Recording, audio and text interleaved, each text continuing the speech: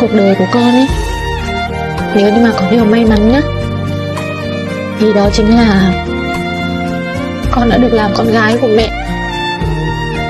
Con cảm ơn mẹ nhiều lắm. Hôm nay là ngày 20 tháng 10. Xin gửi lời chúc đến người anh yêu thương nhất, luôn vui vẻ, luôn hạnh phúc và luôn may mắn trong cuộc sống và ngày càng xinh đẹp. Xin gửi tất cả những lời chúc tốt đẹp đến với em.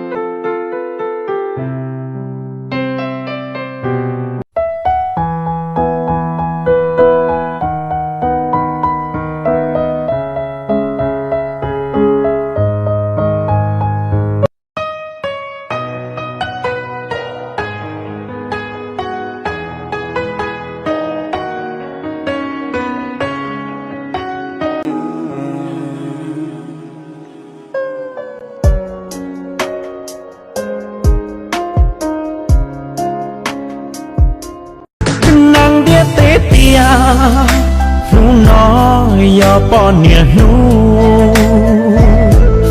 rong xe cây kia cu nia có yêu tao cu lọ qua có tú nhớ tiền nó